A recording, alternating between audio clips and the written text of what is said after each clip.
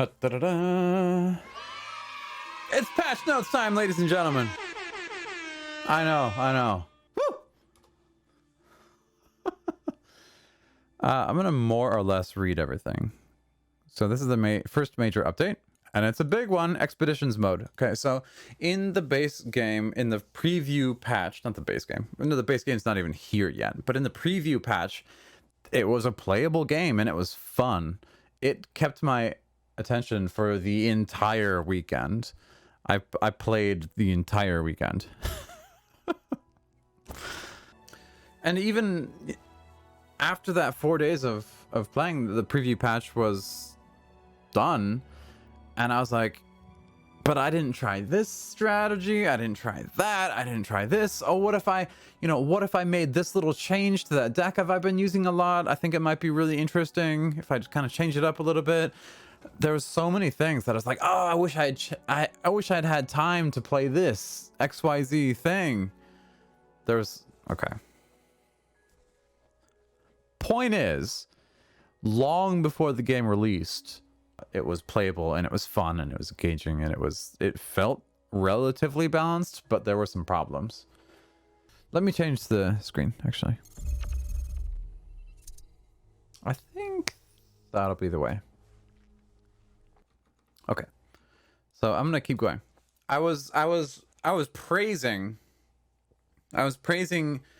Riot Games for how I perceive them to be approaching the development of this game.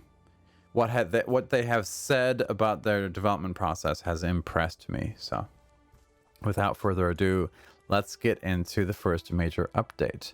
They're adding expeditions mode, which is a draft mode, but there's some little tweaks to what you normally think of as a draft mode, which I think would be really cool.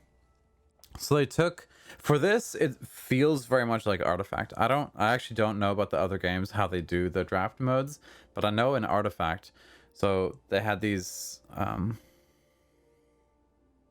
whatever the fuck they were called. You'd play like 5 matches, and if you won 5 without losing 2, so you could, if you lose 2, you're out. And if you won 5, then you win that draft, and you get like increasingly good rewards for going through and winning that many times. Okay, and Expeditions is the same way. Yeah, winning streak, but Artifact called it something. It had a name. I don't know. There was like Phantom Draft, and there was whatever draft. I don't know. So the new game mode is going to be here. You draft a deck as you go, which is kind of cool. So after every game, win or loss, you'll have a chance to kind of do a trade. Right, we can kind of see the thumbnail here. You can do up to 3 expeditions per week, which is, again, kind of cock blocking the super hardcore players, which we'll see. We'll see how that goes. The game's not released yet, so I don't know. Let's take a look. So one concern that I have, they said somewhere in there that like if you win enough, your winnings can fully fund your next expedition. So what it looked like was, I don't know where it is, but so begin an expedition. It's either 1 token, which obviously you're gonna buy the tokens, right? What it looks like here is that an expedition costs either a paid currency, a token, probably, right? Or 4,000 shards. Having played this game, getting 4,000 shards is not easy. Okay? It's going to take some time to build that up, right? And to kind of roll the dice. It doesn't feel great to just roll the dice. I guess they did say no matter what the result, you get a free champion from the draft, which is worth 4,000 shards. Okay. Yeah, that does make sense. That does make sense. I guess... Yeah, I mean, I guess the potential for a problem is there because if you win 7 matches, you only get 3 expeditions per week. So that's 3 That's 3 champions per week that you can get from expeditions, which is not a lot. And what it looked like was that, you know, they showed an expedition winnings of 4,000 shards.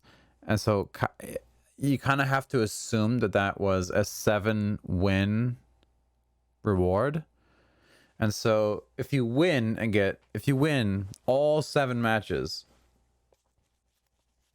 and get 4,000 shards, and a new expedition costs 4,000 shards, it's like, you know, somewhere in there, I kind of don't care about if I'm winning that much. If I'm like coming close to winning 7, you know, I so much prefer to have the effect where it gives me a lot of shards and I can kind of fund like 1.5 expeditions for a full 7 wins, right? Versus like, in order to fund your next expedition fully, you have to win all 7, which, as they've stated based on their testing, about 10% of players will actually achieve that. 10% of players will win all 7 matches. That's not a lot. If I'm a typical player or a below average player, I will almost never win all 7. And depending on how the matchmaking works, if the matchmaking is really even and it's really well balanced and like they have a good system for it, then maybe, you know, so maybe we can stick to 10%. So at your skill level, you'll win all 7 10% of the time. You'd kind of like to have more than 4,000 shards for a full 7 wins. That's I don't know. We'll see how it goes. But the fact that you get a champion from it is kind of cool, but you are limited to only 3 per week. So we'll see. We'll see. We're not going to be able to really test that out because it's only for 6 days. You know, we're going to play this so we don't have like we're not going to get a good sense of how it's going to play out over time. And then plus they're giving us a bunch of bonus wildcards and shit. So we're not really going to get a great sense of how it's going to be over time. But yeah, overall, I'm really keen on what they've done. I'm excited about it. So we kind of wax philosophical and give an important disclaimer. Okay. I just love what they have to say about how they're approaching this game. So they're not like, there's a lot of changes all at one time, and that's not going to be the norm. They're planning to do a patch about once per month. And if you're doing patches that often, honestly, that's really often for a game. Once per month, that's really frequent. And so I expect patches to be very small in scale overall. So this one is saying the scale of this patch is going to be much bigger than the norm. Fine. Understand. Okay. We're intentionally trying a lot of things before launch so we can find a sweet spot for the amount of changes that happen at once. Okay. We want the changes to be exciting but not overwhelming. Yep. Okay. And so here's kind of their approach. We'll eventually do something similar for our balance philosophy. Okay. So they've kind of talked about, they submitted a news article about how they're approaching progression, their progression philosophy, and how they're treating numbers, kind of whatever, for the rewards, right? And they're also going to make a similar post for how they approach balance to the game. They're not ready for that yet, but basically here's the quick rundown. 1, they believe every champion should have a deck where that champion is the best fit. Yes. Non-champion cards should have at least one one viable deck where they're a good option. Yes, I agree with that. It didn't seem to be the case where there was a lot of cards I ignored in the first patch. This is going to be really fucking hard to accomplish. Every single card should have a deck where it's useful. I mean, if you can achieve that, you've made a really fucking good card game. Let's be honest. And 3, Regions should have at least one competitively viable deck. Yes, so each of the regions, if you go mono region, you should be able to be competitive. You should be able to build a viable deck out of just one region. It did seem like mixing two regions was like by far the like more comfortable play. It's more viable to mix regions. I feel like in other games, it's maybe not always like that, but in this one, it's definitely, there was a lot of synergy between the regions. They mix well together. And so it actually, I tried to do a mono region deck and it was kind of hard. It was actually kind of hard, but they're trying to make them viable, which yes, of course you should. Yes. And so the meta should support the widest possible array of competitively viable decks, right? So they don't want there to be like one version of aggro, one version of control, and like nothing else really is viable. And so I think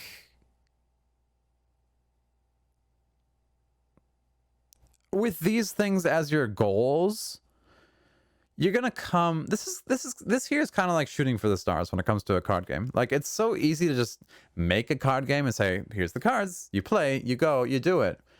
But the game could be wildly out of balance. You know, there's just so many ways to fuck up a card game and so many little changes that kind of little tweaks that affect the gameplay quite significantly. And so in terms of getting everything right, super hard. So if your goal is to get everything right and you have kind of a methodology, sort of this like very, very clear, you know, the goals are posted up on your wall, you know, like these are the things that we're trying to accomplish, then every decision you make with the design and the balancing will kind of guide you towards that place. I have faith. And so every time that they'll do a patch, they're going to just discuss 3 categories. What we're changing, what we're keeping an eye on, and what we're intentionally not changing. So, yeah. Enough preamble. I've talked more than I expected to. Surprise, surprise. Let's get into the changes. Okay. That might have been the wrong sound. Let's get into the changes. Okay. So, first and foremost, the champion update. This is the biggest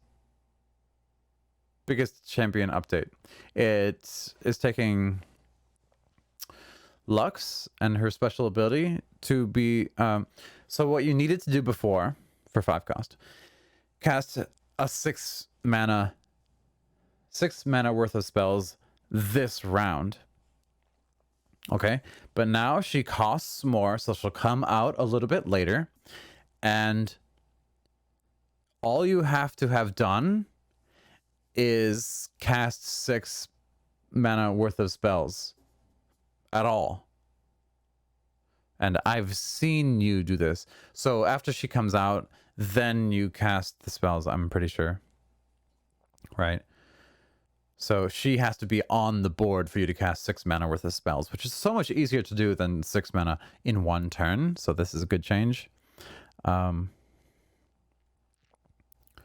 Yep. And so what they've done is Final Spark used to cost 6 and now it costs 0 and it's a little bit weaker. So overall, I think Lux is just like easier to work with. She's fucking easier to work with, dude. Let's get some music back, by the way. Okay. So I dig it. I dig it. Lux is an iconic character who was falling short of our champion bar in a few ways. She was tough to build around, didn't have a great deck to call home, and her dream, blasting your hapless foes with multiple Final Sparks, was too difficult to realize. Yep. Right, yeah. So she used to attack. Yeah, so attacking would create a Final Spark. But now you just spend 6 mana, and it kind of like, it's cumulative when I've seen you spend, so...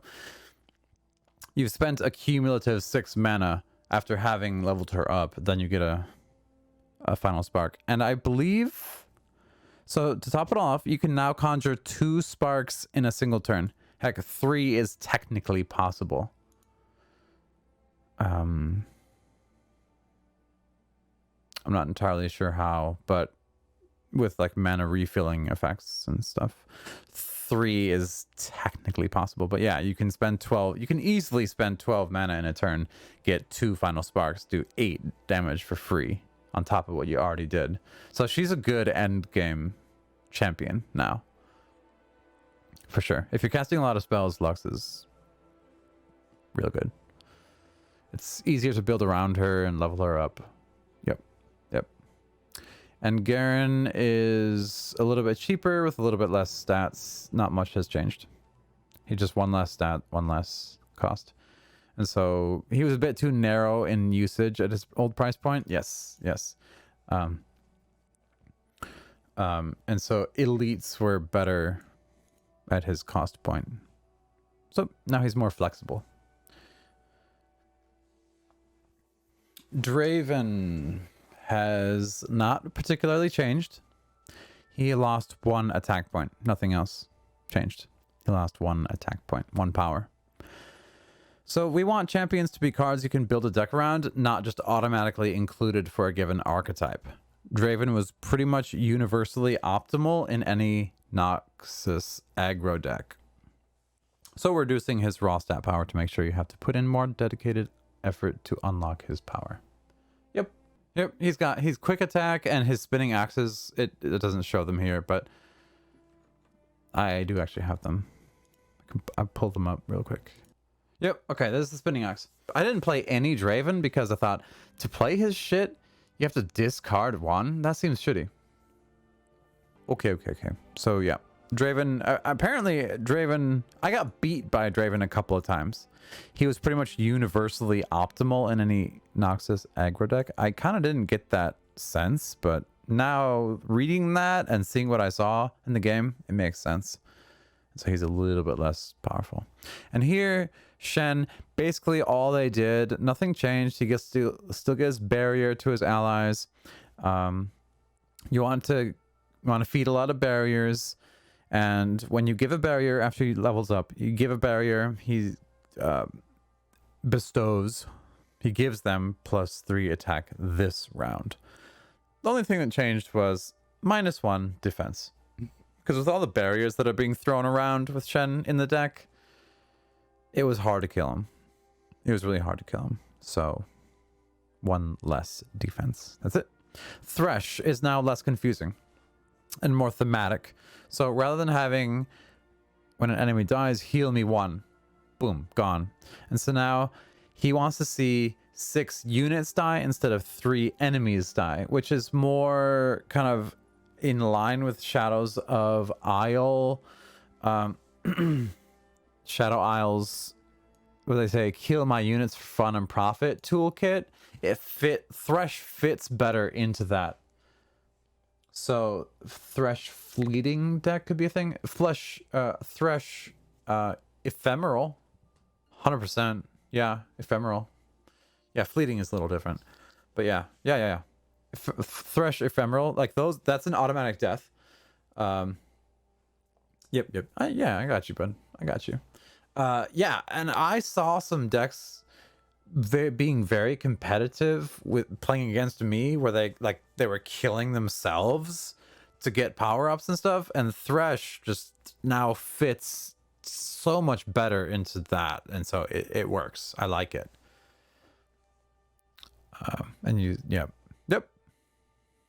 And the box is considerably simplified. So rather than enemies have -1 attack, blah blah blah, I have to read all this shit. So now when you cast Thresh's the box, all that happens is deal 3 damage to each enemy that was summoned this round. Simple. Yeah, I think with Thresh changed, the damage yourself strategy was really interesting and it was viable before, but now I think it's a must play for me. It's a must play. depending on how many cards we have access to in the patch tomorrow, I'm not quite sure what to expect. But it's one of the strategies that I will be sure to fit in to my deck building by the end of the weekend. Yeah, it seems, yeah, he got a little bit of a buff. It's like he's slower to upgrade, kind of. But yeah, he just fits better. He works better. Yeah. Buff Suki. No, I don't know what you're talking about. Yeah. Thresh definitely doesn't seem like one to care who is dying. Yeah. It just fits better. It's like, okay, Calista also got a nice little change here. Okay. Calista. So rather than bonding with an ally and taking all the, like having them take all your damage, now you bond with an ally and they get +2 attack power. Same level up condition. You see your allies die. And I think that's good. And so to give her a little bit of elusiveness, to give her some defense, make her fearsome, which I think is good. So similar motivation to the Thresh changes. Her old mechanic entailed a ton of complexity for both players, so we looked for a clearer way to achieve similar results. Yep. She now features some evasion. Fearsome is effectively evasion, because now what is required is for you to have a 3 attack power, a 3 power unit in order to attack her, in order to defend against her, is I guess what it is. Which is not hard to do, but it's not always easy to do, right? So fearsome is like that middle ground where it's like it's easy to make it happen, but it's like sometimes, for 3 cost, for 3 mana, there'll be plenty of times where you get Calista out at 3 on round 3 and the opponent doesn't have a 3 attack power to be able to deal with you. So yeah. Are you more hyped for the expeditions or the card balancing?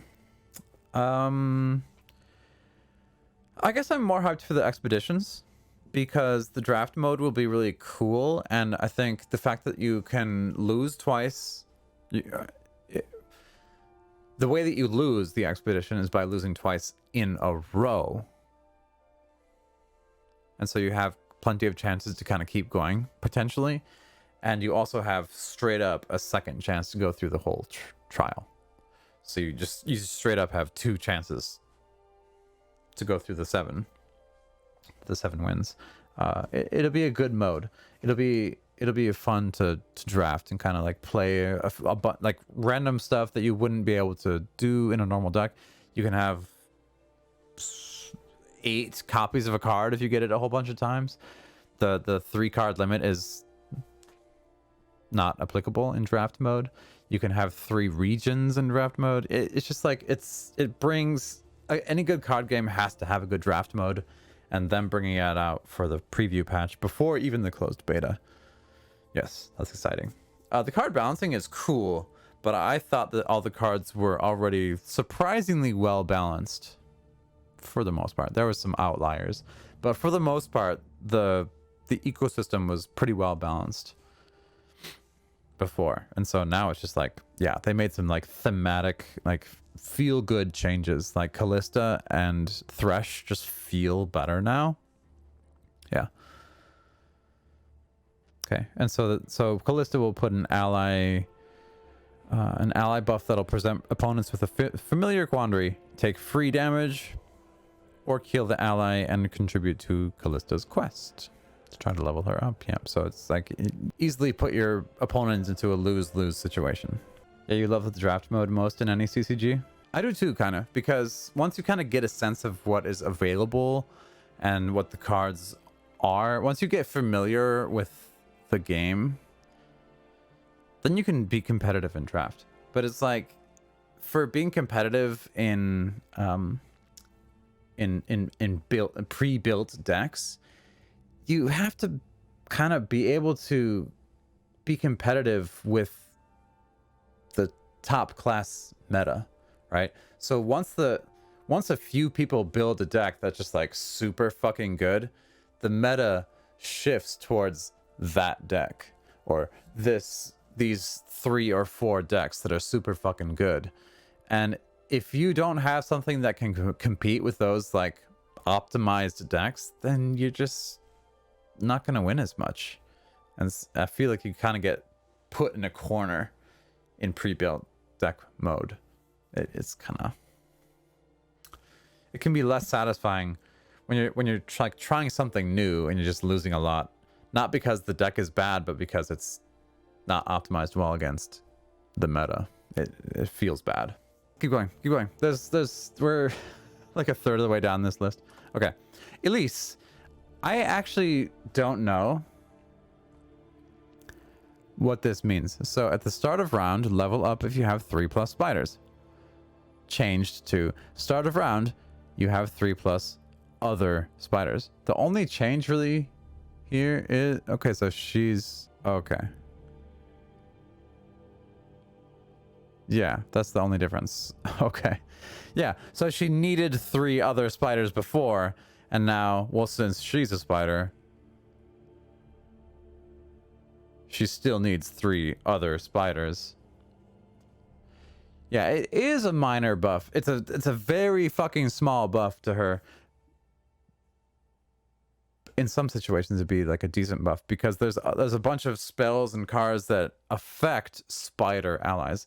And it didn't make sense to me before that when I was dropping something, say the one that it summons 2 spiderlings or something and then grants them +1. So you get like the whole board gets +1, right? It didn't make sense to not buff Elise, and now she will get that buff, so that it's, yeah, that makes good sense. Okay, yep, so it gives running spider synergies more flexibility. Yep. Okay. Yep, Tiana, Crown Guard, she's just really fucking strong, so they raise the cost. Detain, an ally captures a unit. It's a fast spell, it just costs 1 less. So we'd like Demacia decks to have more access to interactive spells, and a cheaper detain should be an appealing option for a wider variety of decks. Cool. And now, so the Mage Seeker Investigator, I didn't even know this was a card.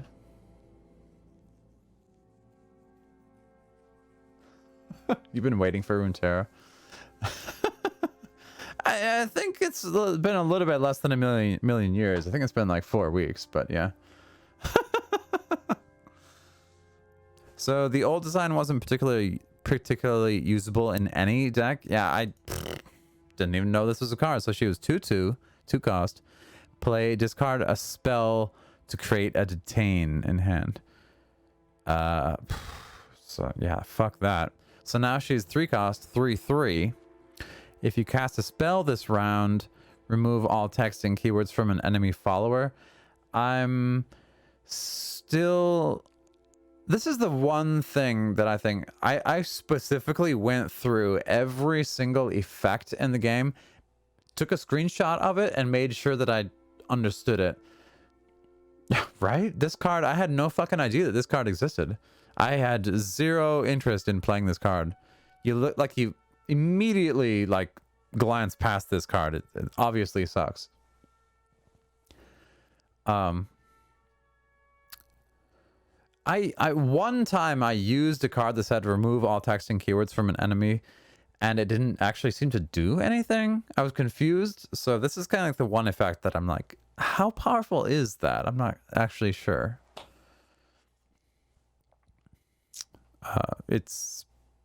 Well, anyway, let's see what they have to say. Now the investigator should have a more meaningful, straightforward role. Yes, it is more straightforward, especially in decks built around the new Lux, while remaining delightfully thematic. Yeah, I guess so. Mobilize. It effectively turned spell mana into regular mana. So reduce the cost of allies in hand by 1. Yep, so you spend 2 spell mana to get a free normal mana. Yeah, sure, okay. We thought it provided too much potential acceleration at its old cost, and now it's a 3 cost. Yep. The Basilisk Rider before was if there was allegiance, if the card on top of your deck, flip it and it was Noxus, or in this case Noxus, grant me +2/+2 and overwhelm. So it'd be 6/4 overwhelm, which is a very strong unit for 4 cost. And in this case, this bad boy simply offered too robust a stat line for its cost. We want Noxus aggro decks to succeed because they hit hard, not because they're also very resilient to removal. So rather than being 6/4, now it'll be 6/3. Lower its survivability while preserving its offensive potential. Yep. Subtle change. Nice. Intimidating Roar. I like this change. So all they did, it stuns all enemies with 4 or less power. They changed it from a fast to a slow. I like what they have to say about this. It makes this is how it's supposed to be. For a card intended to support Noxus's aggressive game plan, Intimidating Roar's fast speed also made it an extremely powerful defensive trick. Yes, I have used it like that. So with a fast spell, when someone is attacking, you can kind of just choose not to block and then fucking stun everyone. And you're like, haha, nice try. Slow speed focuses the card on its intended use case as an intended use case while making it less potent as a catch-all tool. So as far as I'm concerned, they don't actually specify what the intended use case is, but obviously making it a slow spell, that is now the only thing you can do on your turn. And so you either do it before your opponents have a chance to attack, so to defend yourself.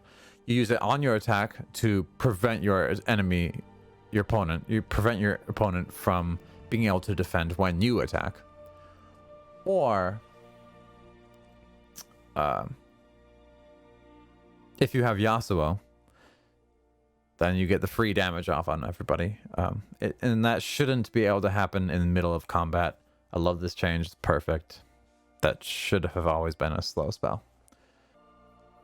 Yeah, the only chance that you would have, or the only time you would not have a chance to play this on defense is if your opponent just like gets their turn and attacks right away, which does happen, but not too often. Not too often, but that is the risk. If you're like hoping to use this on defense, you kind of have to just hope. Okay, here's another good change. Precious Pet no longer stuns the next enemy unit summoned this round. It was 2/1 for 1 cost and it stunned the next enemy. So you could use this later in the game and just like completely cockblock somebody who's trying to put down a unit to use on their attack. You're just like, nope. I can see that you have a whole bunch of mana and you're probably going to put down a few units. I'm just going to drop this Precious Pet, and then the next thing that comes out, boom, stunned. That was really fucking good. In the right use case scenario, plus comboed with Yasuo, you just get the free fucking damage off. It was really good. You often attack before playing units. Yeah, if they have spell mana. Yeah, I totally do too, but not always. So sometimes the opponent sneaks in with something I didn't expect. So now the new Precious Pet is fearsome, and so it's actually really good. It's still a really good unit for 1 cost. It's 2 attack, and you have to have an enemy, you have to have a unit, a follower, whatever the fuck. You have to have a follower that has 3 attack power in order to defend against the Precious Pet. So it'll still likely get off its 2 attack once or twice or even more, you know. Okay, Reckoning goes from a 5 cost to a 6 cost. For a sweeper with such high potential to be one-sided, Reckoning was just too easy to slot into decks at its old cost. So let's take a look at it. It's a slow spell, so it's the only thing you can do on that particular on that turn. You know, your opponent will get a chance to rebut. If you have a 5+ power ally, kill all units with 4 or less power. So that's all units. That's your side and their side. It's a... I don't know how often you'd fucking use this, really, but once you get a couple of really strong units, you kind of don't care about your weaker ones. So, yeah, I don't know. Okay, so She Who Wanders was a fucked up card. It was the most fucked up card in the game. It was super fucked up. You have a 10 unit for 9 cost with fucking regeneration. This card was so fucked up. Not only is it ridiculously fucking strong, with regeneration, you gotta do 10 damage to this thing in 1 turn. What? It's just gonna heal up fully. Ridiculous. Not only that, when you played it, it obliterated all units with 4 or less power in play and in hands. How many times did I see a She Who Wanders drop and then like 8 cards get dropped from the from everyone's hands? Like, well, there goes like all the fucking units I was gonna drop next turn. Okay, well, you know. Now you have 0 cards and I have 0 cards, and now I have 0 of anything on the board, and you just do 10 damage and I lose, you know. It was so busted. Okay, so She Who Wanders is better. No longer regenerates and is 10 cost, and all followers with 4 or less power in play and in hands are obliterated. That's still really fucking strong, but the cost reflects it. And it doesn't no longer destroys champions, which was bullshit. Bullshit. Yeah, I mean, with the exception of this card, control decks didn't need any changes, really. Yeah, so that that's the most obvious change. Like, what the fuck was the point?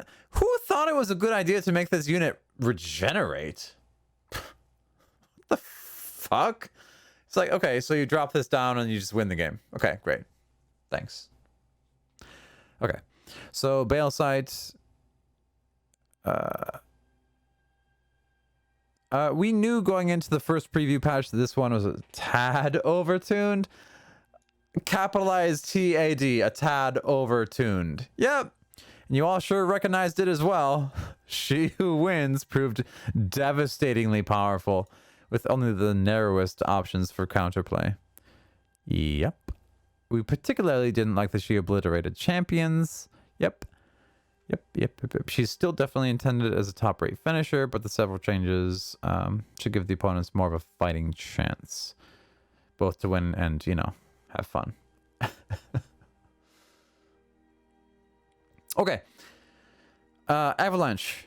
So I like that it went from deal 2 to everything to now deal 2 to all units. Avalanche had some nasty edge cases in the form of draws and guess I'll die situations for control decks. We fixed that. Okay. Deny is in the patch notes. So Heart of Fluff didn't really change. It's a really good card. Potentially. I had one really tough game where the Fluffed of Poros ended up being like elusive, quick attack, tough, with like 28 or some bullshit. Oh, it was so fucking hard to deal with. So it's a little bit more expensive. Yeah, so it gives you a little bit more time to deal with their Poros. And yeah, this effect takes place at burst speed. So as soon as you play it, boom, it's bursted into the combination. So it's yeah, that's good. Just raise the cost a little bit. And they raised the cost of wording stones. you get an extra mana gem. I actually didn't, it took me a long time to realize how good a mana gem was. So it's not that you're just getting an extra mana. It's like, I mean, you're getting an extra mana. It's an extra mana. I don't know why I didn't like think about it clearly, but like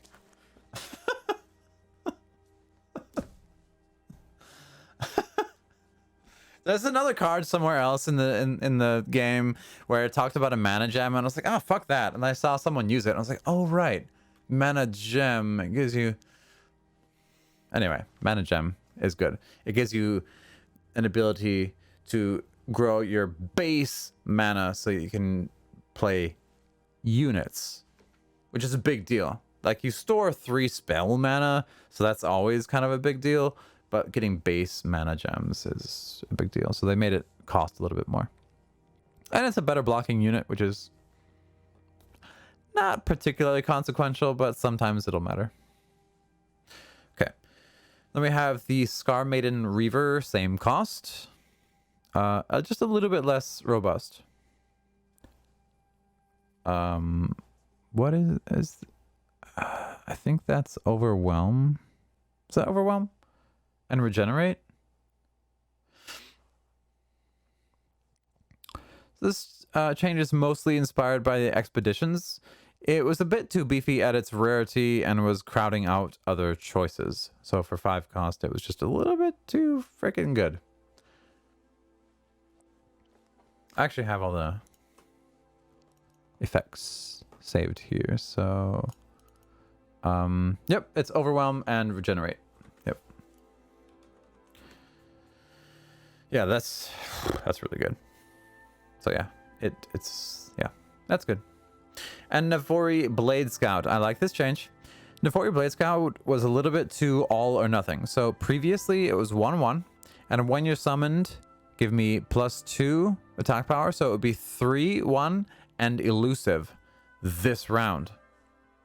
Now it's 2/1 naturally, and when it's summoned, give it elusive. So guaranteed for 1 round, it'll still be elusive, and it'll be less powerful the first turn you pull it out, but having it be 1/1 versus 2/1 from there on out, it's just a solid change. It's you're toning down its extreme, so it's a little less explosive but more consistently useful.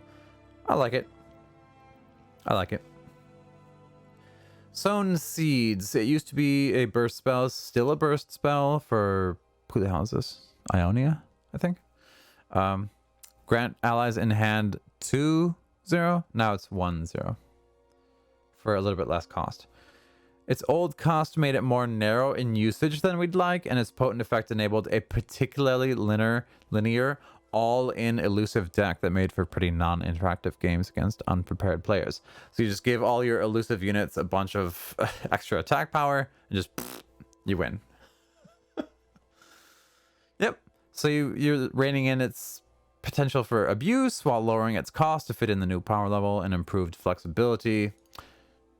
Solid. Corina Veraza. She went from an 8 to a 9 cost, from a 7/7 to 6/6, because we want to be cautious with big stats attached to sweeper effects. Her sweeper effect is discard the top 5 cards of your deck to deal 1 to all enemies for each spell discarded. So I actually used this a lot. I had this is a Piltover and Zaun region, and I did the Piltover and Zaun region exclusively. I had 2 decks that used, it was mono region. Like with Heimerdinger and Ezreal or Teemo, I had a couple different decks. So in the Piltover and Zaun region, if you fill your deck with a whole bunch of spells, you have a really good chance of, when you play Corina Veraza, of dealing about 3 or 4 damage to all enemy units. Yeah, it's really good. Up to 5 damage to every enemy unit. That's a really strong effect. And so her stats are lowered and her cost is increased. Yep. Now, by the way, Heimerdinger Lux now is a super good spellcasting combo, which I'm 100% going to try, like, day one. Okay, Assembly Bot. Let's speed through this a little bit faster. This is just too much fucking text. I don't know. And this is another change driven by expeditions, because when you cast a 6-cost spell, you'd create a copy of this assembly bot and then grant allied assembly bots everywhere +1/+1. So not only would it start out 2/2, and you could potentially have, like, I don't fucking know, like 5-6 copies in your deck. And so whenever you play one, when you're casting a 6-cost spell, you create an extra copy and you're just getting +1/+1, so that you'd end up with like a fuck ton of assembly bots. So they were testing the expeditions mode, where the assembly bot was the core of a hilarious, the first time, but extremely degenerate deck. So their assembly bot just got stupid fucking ridiculous. Okay. Yep, and so now it's simplified. When you cast a spell, grant me +1/+1. Done. It's simple. This guy here, the Augmented Experimenter. The potential Nexus damage was a bit too much on top of everything else this card offers. So, you used to discard your hand to draw 3 and deal 3 to anything, which could I oftentimes chose the Nexus myself. And so now you discard your hand, you draw 3, and you deal 3 to an enemy unit. So, simple change. The Chem Shredder, you used to deal 1 to all enemies, and that includes the Nexus. And it also includes the potential to be buffed by the Funsmith.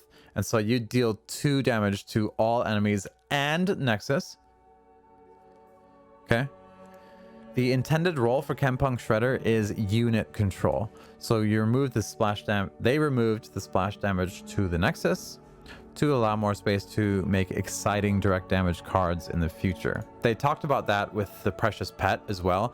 They removed the when I'm played, the next ally is stunned. So that effect is going to go onto another card at some point in the future. Is what kind of it sounds like. There was some stuff that didn't make sense for it to be attacking the Nexus, like the Chem Shredder. He's like playing a fucking guitar. Okay, unit control. Yep, I like that change. Same cost, same stats. Eager Apprentice got its cost reduced. When I'm summoned, refill your spell mana for 2/2. Now, considering what it does and the cost, it's 2/1. When I'm summoned, refill 2 spell mana. So it used to cost 3 and refill 3 mana. And so it was free to play. It's still free to play. It costs 2 and refills 2, but it's just a little bit less, right? So it was an appealing follower for Piltover decks built around spells, but we felt it was coming down a bit too late to suit its secondary role as a speed bump blocker. And it was a little awkward in trying to get maximum spell mana out of it. It was legit. It was awkward. It cost 3, but it gave you 3 spell mana. It was hard to make it work. This new design will be a better overall tool for spell decks, including Lux's new and improved deck. I believe that is probably true. Heimerdinger Lux is like, it kind of seems like, based on the patch notes, they kind of like are wanting us to try to play Heimerdinger Lux. Yeah. Anyway, Chomper, 2 cost. It used to be 0-3, now it's 0-1. When I'm discarded, summon me, right? So what you do with Flame Chomper, you'd attack, and because it's Challenger, you'd like choose someone to attack, like to defend against you. So you take like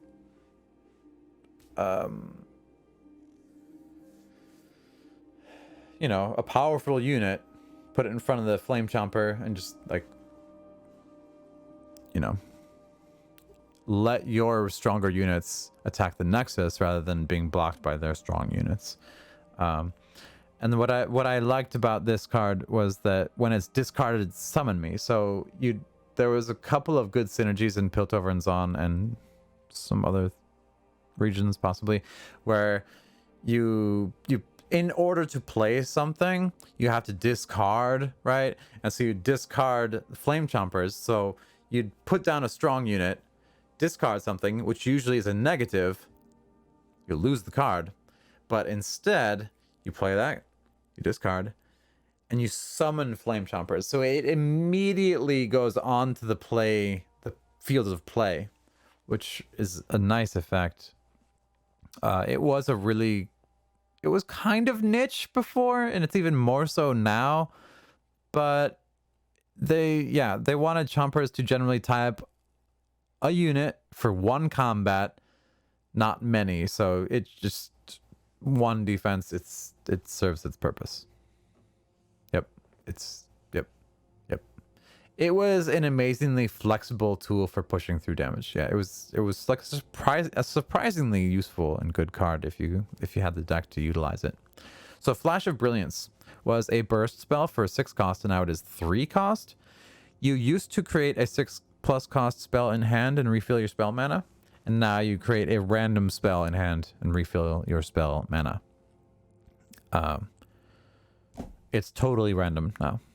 It was a fun tool for 6 cost spells matter deck, but the Lux changes gave us flexibility to streamline this card and make it better fit for the new Lux Heimerdinger deck. See, like legit, like how many comments have they made about like the new and improved Lux and all these like changes to like spells and Piltover and Zon cards?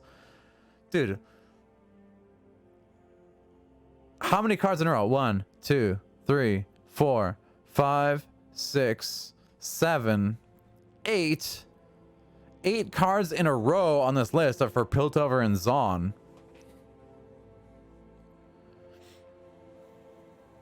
The Heimerdinger deck that I tried to make work so much last patch, I think it's actually gonna work this time. It's like the patch has shifted in favor of the spellcasting deck. Especially with Lux.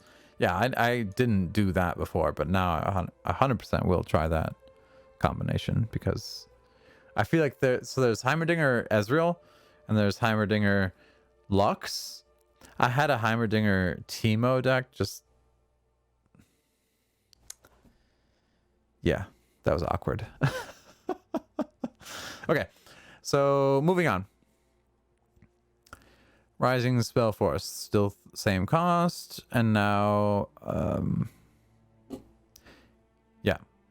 The only change is the language. Give a unit +4 and quick attack. Give an ally +4 and quick attack. Yeah. So you don't want to be buffing your enemies with that kind of shit unless you're just trying to lose. You're trying to throw the game, trying to be... Yeah. So, not an option. So now, this Absorb Soul and Glimpse Beyond both went from a burst spell to a fast spell. So we don't think it's healthy for players to be able to kill their own units at burst speed without interaction. So that's the thing. You play it and you can immediately go and do something else. Especially things like Cursed Keepers. So there's a bunch of things, a bunch of interactions in Shadow Isles where if you're killing your own spells or killing your own units, like good things happen. And if you're able to do that like in the middle of combat, you know, and you just like string a bunch of them together with burst, and then you're able to do some other stuff, it was just too much. And so you want your opponents to be able to respond to what you're doing. So fast and fast. You kill an ally to draw 2. You drain 4 from an ally unit. So you have that kill allies for fun and profit kind of interaction, but you're not like, it's not happening faster than it should. Your opponent has a chance to maybe deny it or something, right? Okay.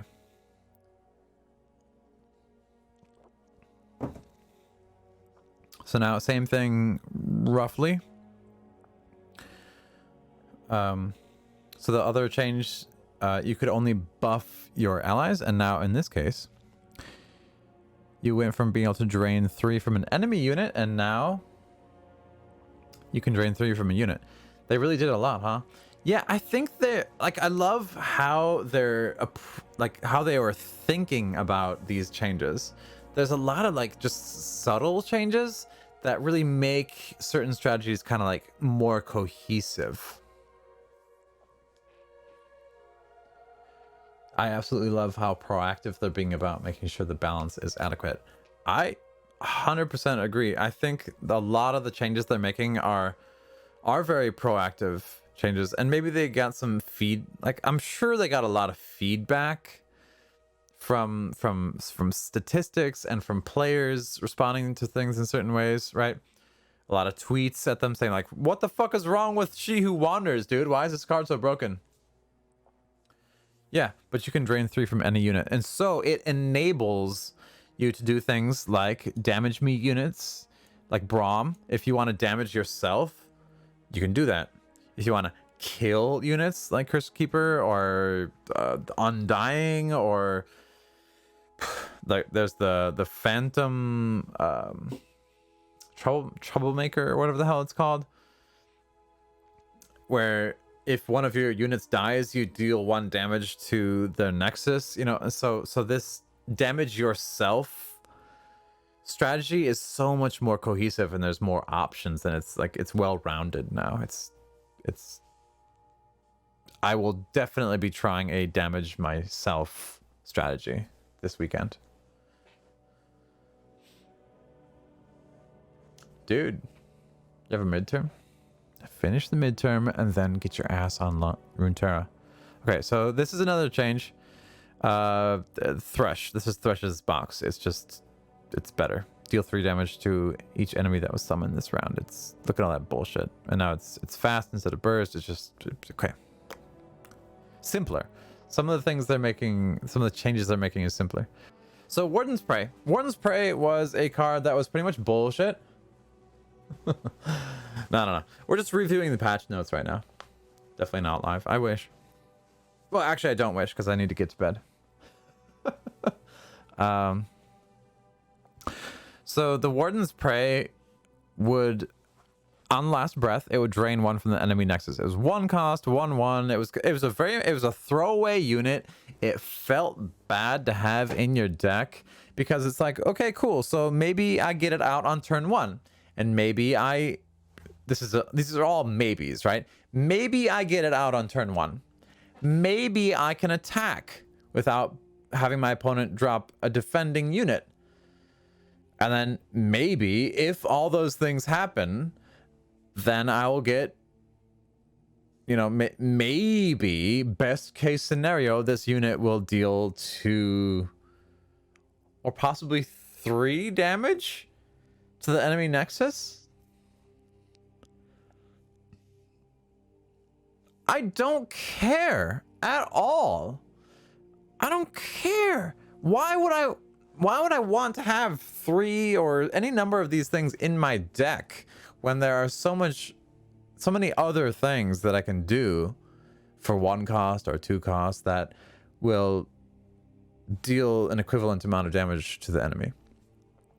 No. So now what it is, when it dies, it's still 1/1. So the chances of it getting 1 or 2 damage to the nexus is still low, but possible. So it's like, whatever. But when it dies, it creates in hand another last breath follower from any region that costs 3 or less. And so, yeah, now it actually became a 1 cost draw 1 to 3, right? So up to cost, right? Yeah, I mean, yeah, draw, yeah. So you draw a card, right? So when it dies, you draw a card, right? So you draw one that costs 3, and so you could level it up. You could actually have a useful, you could get the Undying, you could get fucking, I don't know, any number of cards that have last breath that are all better than 1/1 basically. So yeah. Yeah, not draw 3 cards, but like draw 3 cost. Yeah. And so Warden's Prey is actually viable to have in your deck now. And it continues to play to the Shadow Isle's strengths, but should be more usable. 100% more usable. So Withering Wail. This used to be a fast spell for 5 cost to drain 1 from all enemy units. What are the options for a Last Breath follower with 3 cost or less? I don't have good information on that.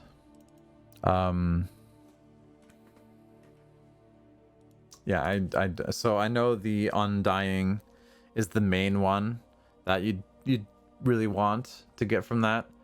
I believe the Undying costs either 2 or 3. You get the one that spawns a Spiderling. Yeah, so what's the guy who's hilariously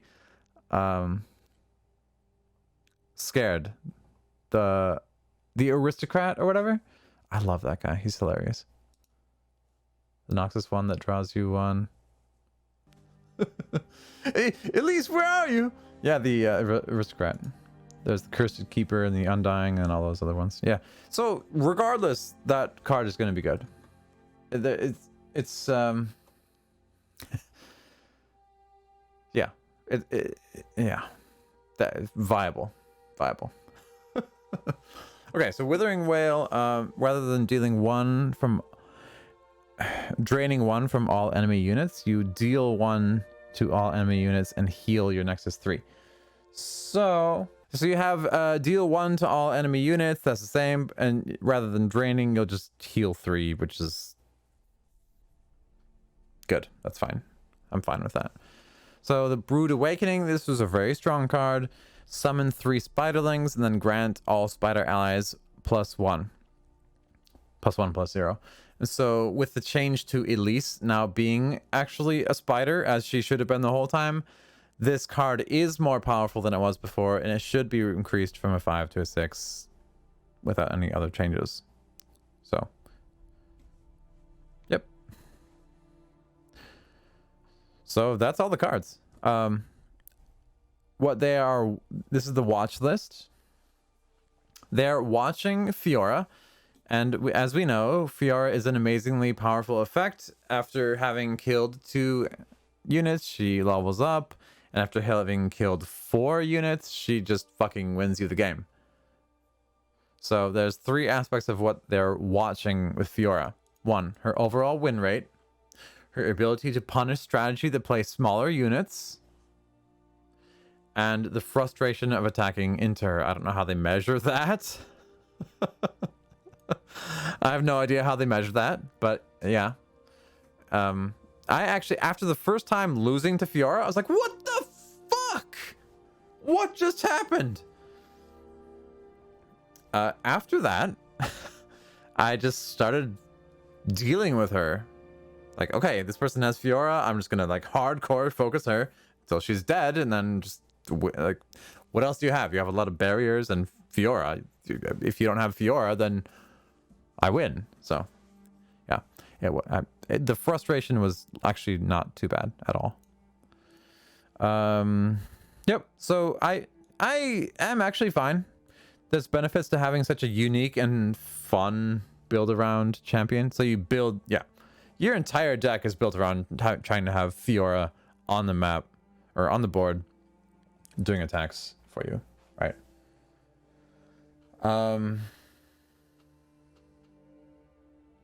You hate cards that just win the game like that? I don't know. It's actually kind of hard to just kill 4 units without being killed yourself. So it's your own damn fault if you aren't able to do damage to her before she gets kills. Kind of.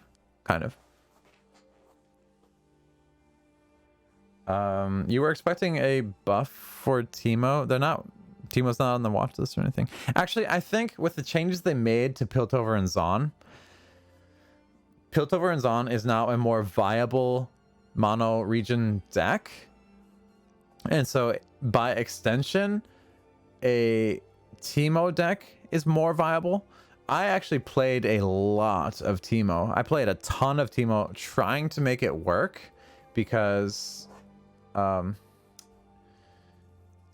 was just so satisfying to me when I get like 80 or 120 mushrooms in my opponent's deck, and it just like take 5 Nexus damage per turn. Especially if they have card draw on their deck. It's like, play this card, draw 1, take 4 damage. Oh, I just loved it. So Teemo was fun to play. You'll 1000% main Zon and Piltover. It's actually really fun. There's Heimerdinger, Ezreal, Teemo. I think there's a Jinx. There's a lot of good spells. I think it's just it's my favorite region, actually. It's the obligatory RNG deck in the game. It really is. Yeah, so Teemo takes a little bit of time to build up, but yeah. Teemo's not weak. He's easy to play against, though, kind of. So yeah, let's finish a few comments, and then we'll kind of talk a little more about it. Okay. Anivia, they're watching her. We don't think numbers tweaks will fix the interactivity problems. Anivia was kind of awkward, but they didn't make any changes yet. So Deny is not actually changed. They're watching it. So Deny has a powerful, unique effect. Yep. And they found that it was very prevalent during the first preview patch. But they think that it was so prevalent because of the outsized impact of big mana late game decks with like She Who Wanders, right?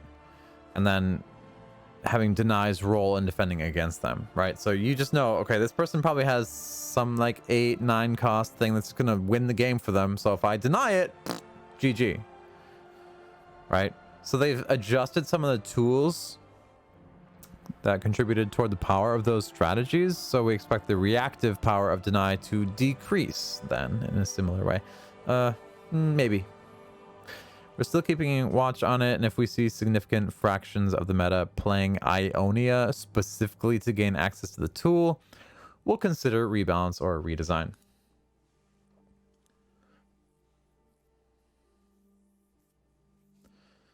Okay. Yep, I agree with that. That's there was no reason to change Deny without having another patch's worth of data to analyze. Yeah, there were a lot of big spells, 7-8 mana, 3 cost Deny. Bye-bye. You know how many times, though, I saw in the last preview patch? So many times. I would cast like a slow spell or just something big. Someone would deny. Like, expecting that I would deny or something, so they had 2 denies set up. But it's like, I'm not even running Ionia. I don't have access to deny. So your double deny is like, what the fuck? That happens so many times. My opponents would double deny. And it's like, okay, so I had a few games where I would cast a spell. They would deny. I would deny their deny. And then they would deny my deny of the deny. So you'd have this chain, right? But if I just cast a spell and you double deny, that's fucking pointless. It's totally paranoid. It's like, I really don't want this thing to go off. I just spit all over my monitor. Okay. Card visuals and clarity. Yeah, they've changed some text to better reflect functionality. Cool. Katarina is more clear. Heimerdinger is more clear. Magnum Opus is her visuals have been updated. Sure, fine. Vlad level up. Okay. Blah blah blah. Okay, I like this. The offensive keyword visualization for overwhelm, quick attack, and double attack will now only display while players have an attack token. So I like that because I'll get to Katarina in a second. When I'm on defense and I see, ooh, I have this quick attack unit, I have this double attack unit, let me defend with this unit. On defense, no, doesn't work. Right? And so if you literally like don't have the visual aid to show that your unit has quick attack when you're on defense, I think it'll help for a lot of either just like new players or like people who aren't paying attention or casuals. You know, it's a good change. Katarina. So I'm putting together slowly, so slowly, but I'm slowly putting together a video kind of explaining the attack phases and kind of like the basics of the game. I'm doing kind of like a fundamentals series that I'll hopefully get put together this next week or so. Get a couple videos out. Anyway, in that video, while I'm explaining attack phases, I'll kind of briefly touch on the ready attack, and I highlight Tiana, Crown Guard, and Katarina. I think those two, but also Garen. Garen is a huge one. Every turn he readies his attack, and so basically Katarina is my favorite one because ready attack is so powerful. What you can do after you get to the level of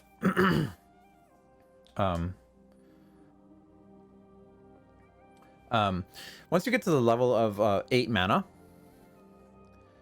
what you can do with Katarina is incredible. She is almost impossible to kill without a burst spell. If you don't have a burst spell, you're not killing her, because as soon as she strikes, she's gone. You don't even have a chance to like do the damage to her because she strikes, boom. There go. Boom, gone. So and so when she gets to 8 mana, right? On your opponent's attack, you just put in Katarina, readies your attack. And maybe they attack, maybe they don't, whatever. But if they don't attack, you put in Katarina, they respond with a unit or a spell. Great. Then Katarina attacks, boom, goes back into the deck. Then you put her back on the fucking field of play. You attack again. Oh, dude. Fast spells are cast in combat too.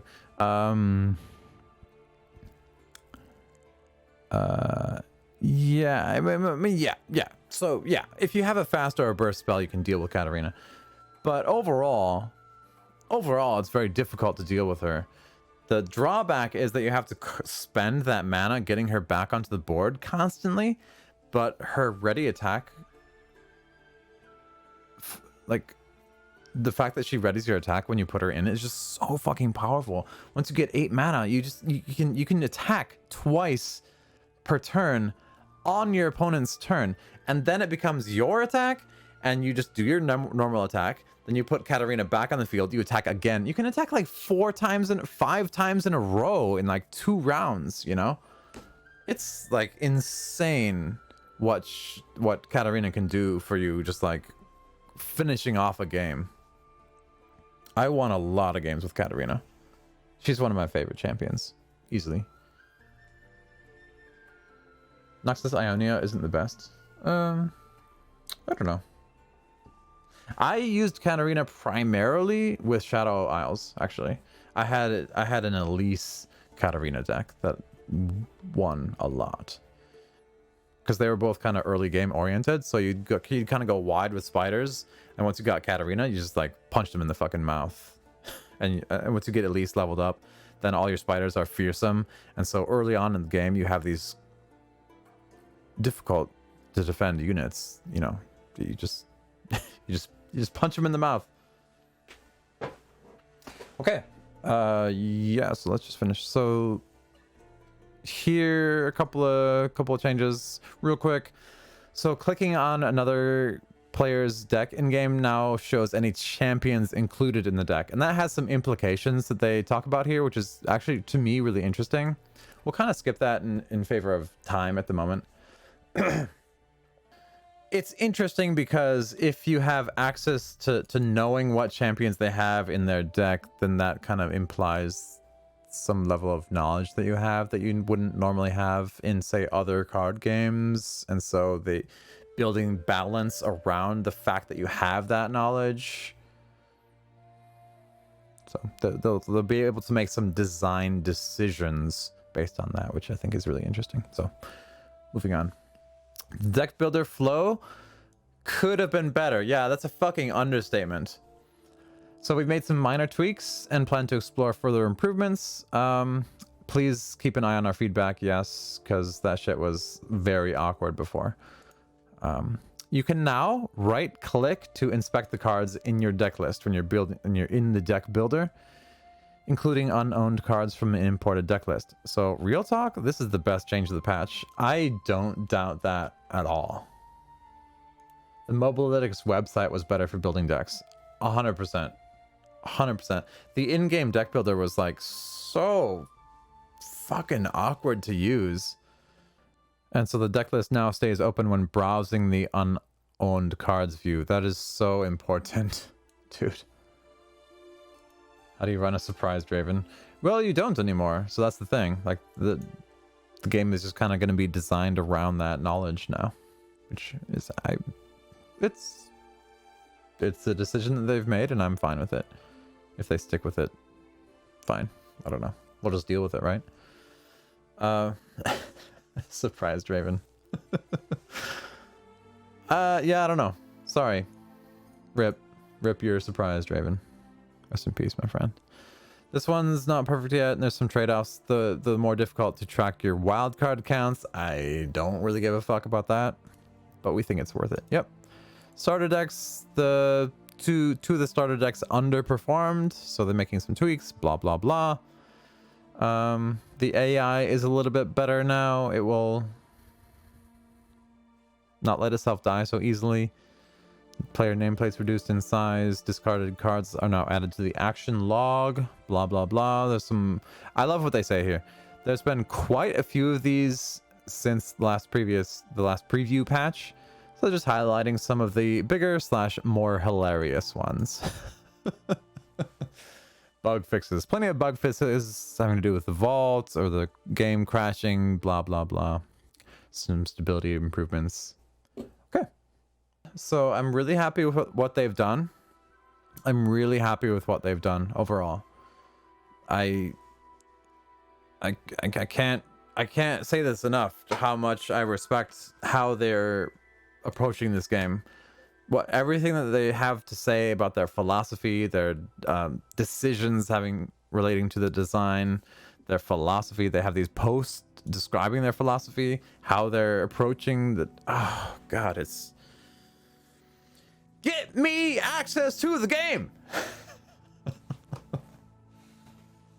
You appreciate the thought process as well? Yeah, I think it's honestly, I think 50% of why I'm impressed is because the fact that they are sharing that at all. That's the patch review. Thanks for being here, guys.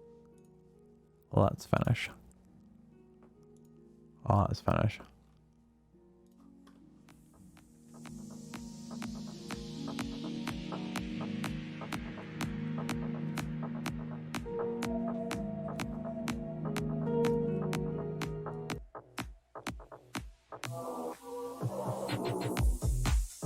Why are my buttons not working?